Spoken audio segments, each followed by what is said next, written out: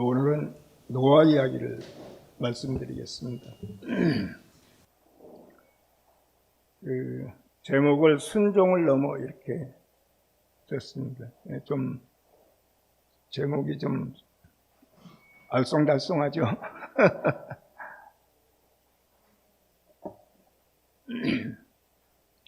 노아는 그 시대에 의롭고 흠이 없고 그리고 하나님과 동행하는 자다, 이렇게 소개를 하고 있습니다.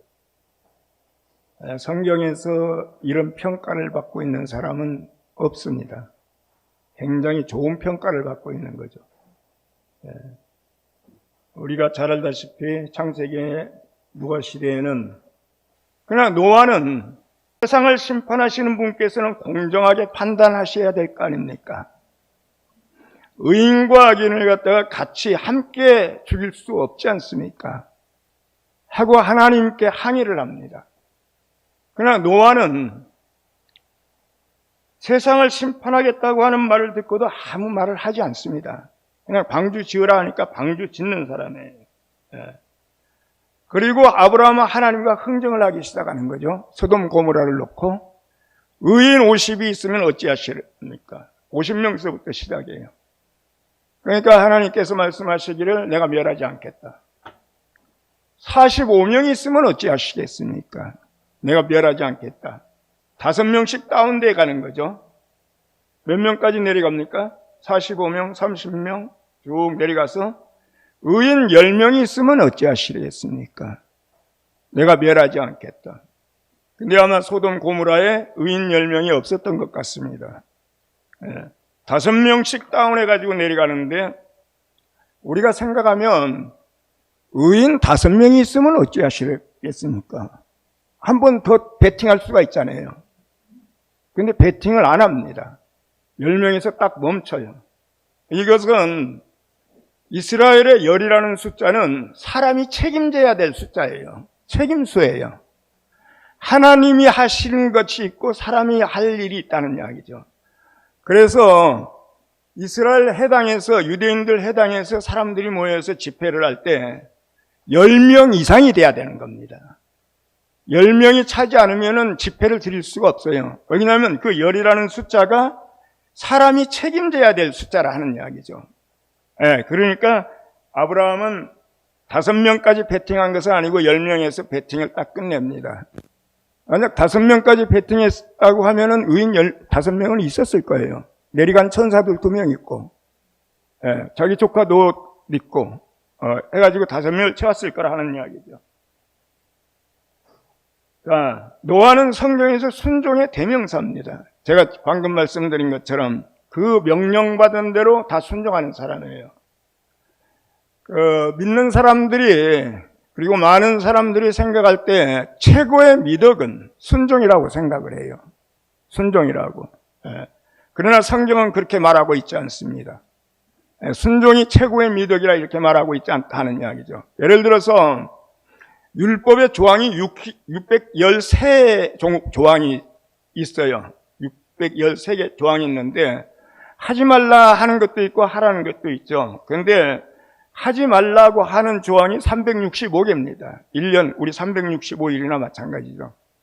613개 중에서 365를 빼면은 나머지는 하라는 조항이에요. 뭐뭐 하라, 뭐뭐 하라 이렇게 돼 있는 거죠. 자, 보자면 613개 조항이 있는데 그 중에 순종이라는 단어가 들어있지 않다는 이야기죠. 그러니까 성경은 사람들은 순종이 최고의 미덕이라고 생각하는데 성경은 순종을 갖다가 그렇게 높이 치고 있지 않다는 이야기인 겁니다.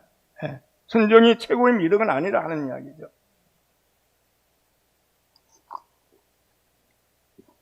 하나님이 만약에 사람에게 무조건적인 순종을 원하고 맹목적인 순종을 원했다면 사람을 로봇으로 지었으면 돼요.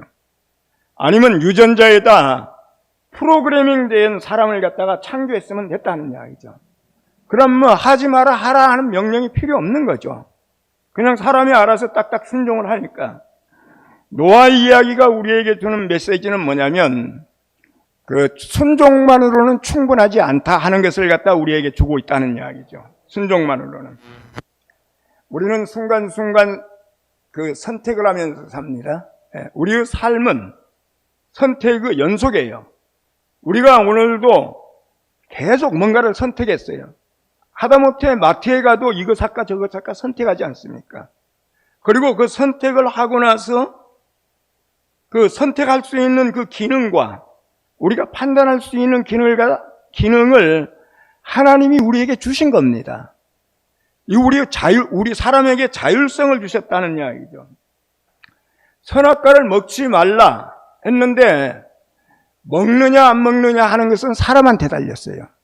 그 사람이 판단해서 이걸 먹을 것인지 아담이 먹을 것인지 안 먹을 것인지 하는 것은 아담의 판단과 아담의 선택이라 하는 이야기죠. 에레미야서 2장 21장 8절에 그렇게 이야기합니다. 보라 내가 너희 앞에 생명의 길과 사망의 길을 두었노라. 우리 앞에 생명의 길과 사망의 길이 있다는 이야기죠. 너희는 택하라는 이야기인 겁니다. 여호수아서에도 그렇게 이야기하죠. 30장 19절에 내가 생명과 사망과 복과 저주를 눈의 앞에다가 두었은즉 너희는 택하라는 이야기죠. 생명을 택할 것인지 사망을 택할 것인지 선택이 우리한테 달려 있다는 이야기죠. 사람이 선택을 해요. 아까 말씀드린 것처럼 무조건적으로 그 순종하게끔 만들지를 않았다 하는 이야기죠. 사람을. 그리고 사람에게 그 선택할 수 있는 자율성을 주었으니까 그 선택에 대한 책임은 누가 져야 됩니까? 본인이 져야 되는 겁니다. 본인이 져야 돼요. 내가 선택하고 내가 판단하고 내가 선택하고 그 책임은 내가 져야 된다는 이야기죠. 이걸 이상하게 조상 탓하면 안 되고 하나님 탓하면 안 돼요. 다른 사람 탓하면 안 돼요. 내가 선택했으니까 내가 책임져야 된다 하는 이야기죠.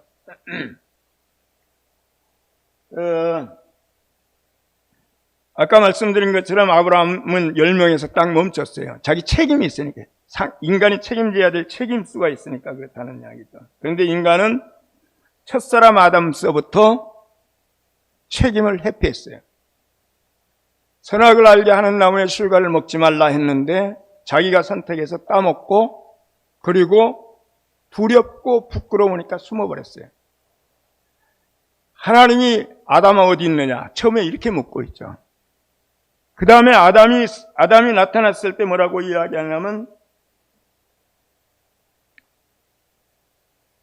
내가 너더러 먹지 말라고 한 그 나무 실과를 누가 먹으라고 하더냐? 그런데 아담은 책임을 딱 회피하고 변명을 합니다. 하나님께서 저와 짝지어 주신 여자, 그 여자가 먹으라고 해서 제가 먹었습니다. 이렇게 이야기하는 거죠. 이 말 잘 이상해요. 하나님이 짝을 지어주지 않았다면, 그 여자하고 나를 짝 지어주지 않았다면 내가 안 먹었을 겁니다. 이 말이 포함되어 있는 거예요. 그러니까 하나님께서 나에게 짝 지어준 여자 이렇게 이야기했을 때는 하나님한테 지금 1차적으로 책임을 전가하고 있는 겁니다. 당신이 짝을 지어줬기 때문에 내가 그 여자가 먹으라고 해서 먹었습니다. 하나님에게 책임을 돌리고 그 다음에는 여자에게 책임을 딱 돌립니다. 그렇죠? 가인과 아벨의 사건에서는 하나님이 가인에게 내 아우 아벨이 어디 있느냐? 가인과 아벨은 형제죠. 내 아우 아벨이 어디 있느냐? 내가 내 아우를 지키는 자니까. 내가 내 아우를 책임져야 됩니까? 내가 왜 그 녀석을 책임져야 됩니까? 이 말이에요. 그러니까 아담도 자기 책임을 회피해버리고 가인도 자기 책임을 회피해버려요.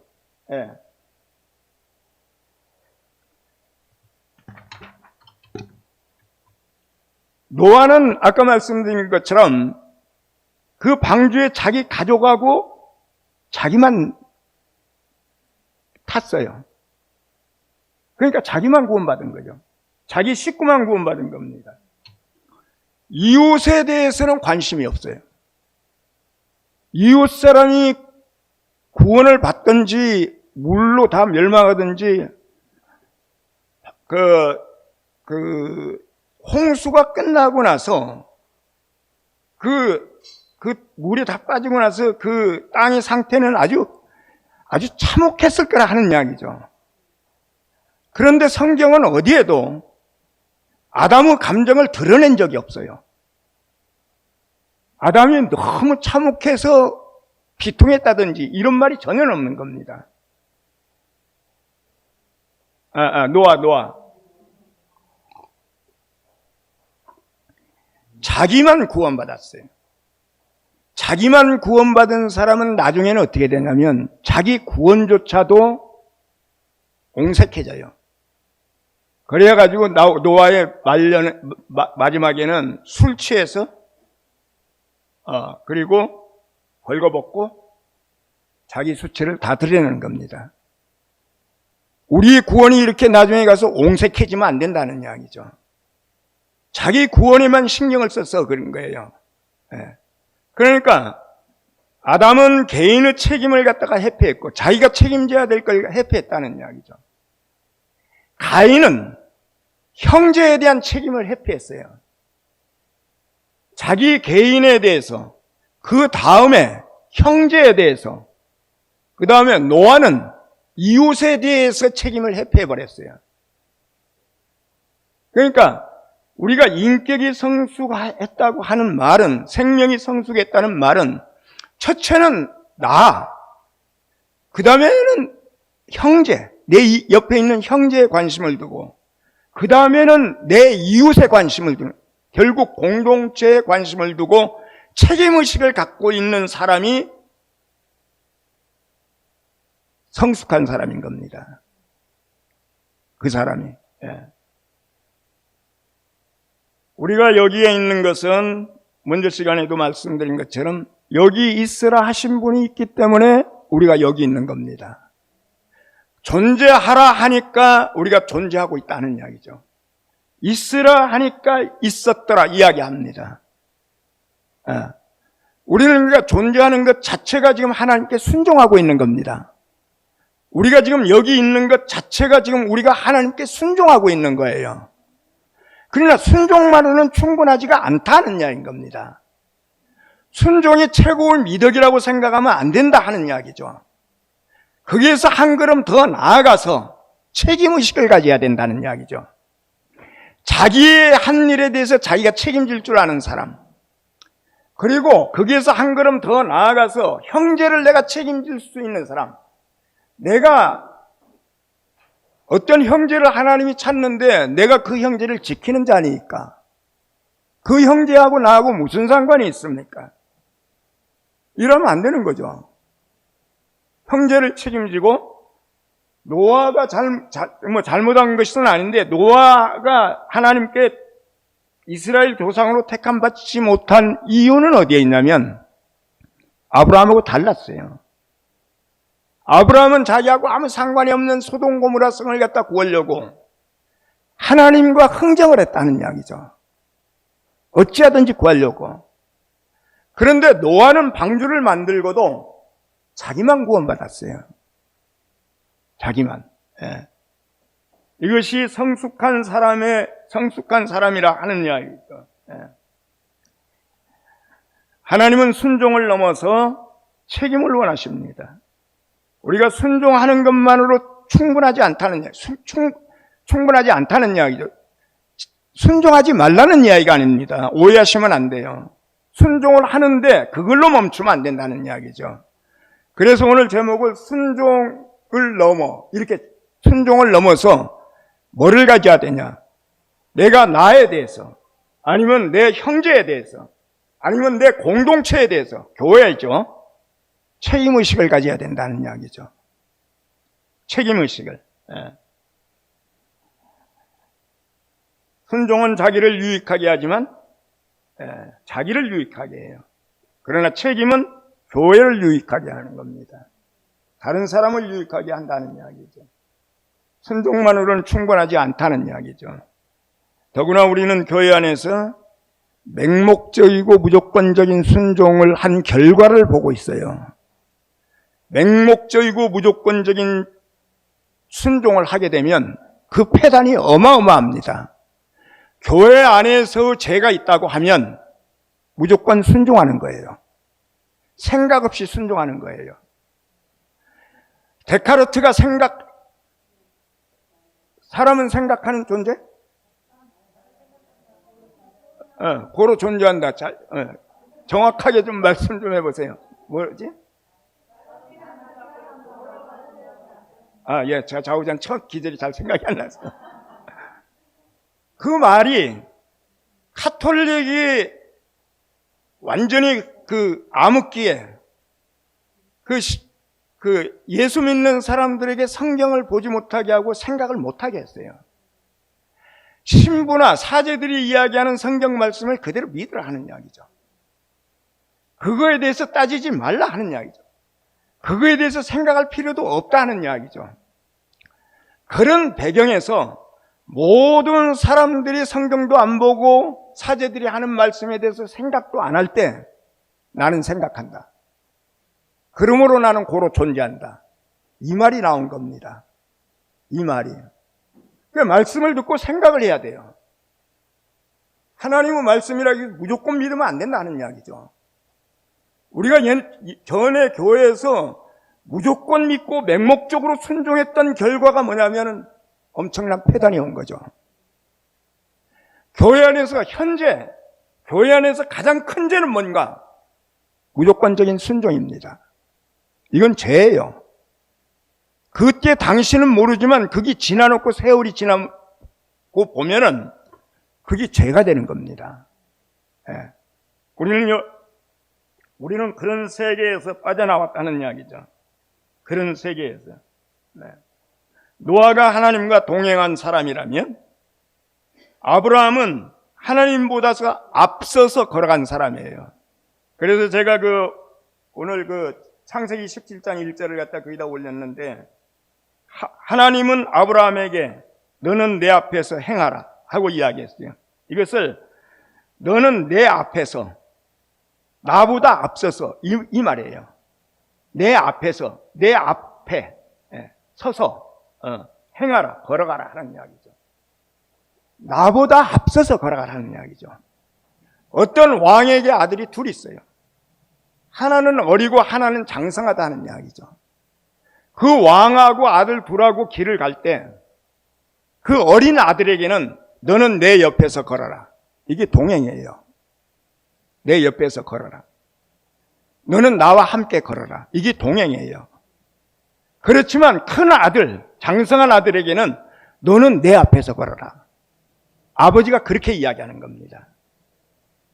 아브라함에게 지금 너는 내 앞에서 행하라 했던 말이 너는 내 앞서서 나보다 앞서서 걸어라 하는 이야기죠. 이건 굉장히 적극적인 말인 겁니다. 같이 동행할 아까 말씀드렸처럼 노아는 하나님과 동행한 사람인데 그 결국이 좋지 않았어요. 옆에 서서 그냥 하나님과 같이 가면서 순종만 했기 때문에. 그러나 아브라함에게는 너는 내 앞에서 행하라. 이렇게 이야기하는 거죠. 사람들의 완악함으로 인해 가지고 우리가 누리던 세계가 다 깨져버렸어요. 그 홍수를 만나 가지고 땅이 완전히 황폐해진 것처럼 우리의 환경이 완전히 다 황폐해졌다는 이야기죠. 황폐해진 겁니다. 우리 세계가 완전히 엉망진창이 된 거라는 이야기죠.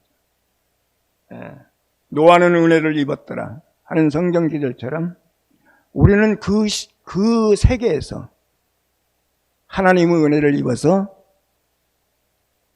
다른 방주에 들어온 사람들이 된 겁니다. 우리를 죽이려고 했던 그 엄몰하던 물은 이미 다 빠졌어요. 아까 말씀드린 것처럼 이미 다 빠졌는데도 하나님이 나오라 할 때까지 방주 안에서 머물러 있으면 안 된다는 이야기죠.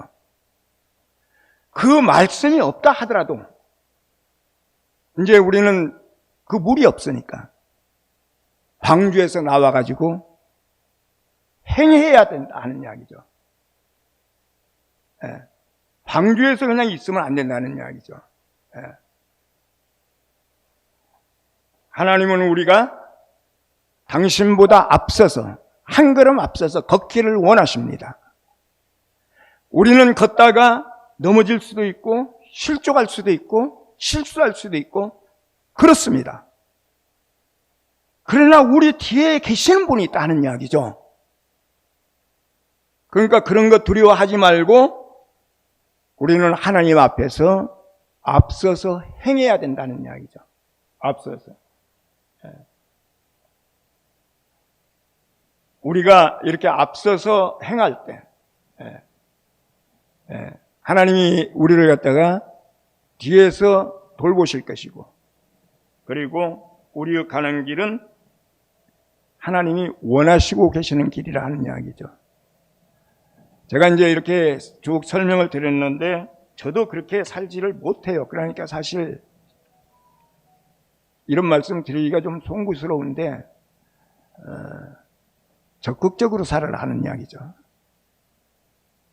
교회 생활하면서 적극적으로, 소극적으로 살지 말고 그냥 시키면 시키는 일만 하지 말고 적극적으로 내가 할 일을 찾아서, 이것이 하나님 앞서서 우리가 행하고 있는 겁니다.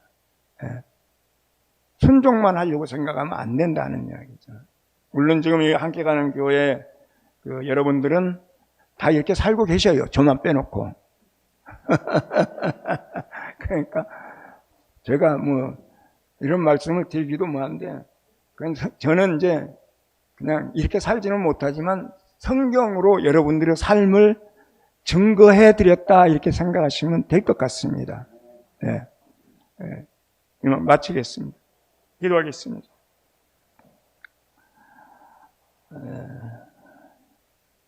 아브라함에게 나타나셔서 너는 나보다 앞서서 걸어라 하신 주님의 말씀이 우리의 머리에서 사라지지 않도록 그렇게 은혜 베풀어 주옵소서.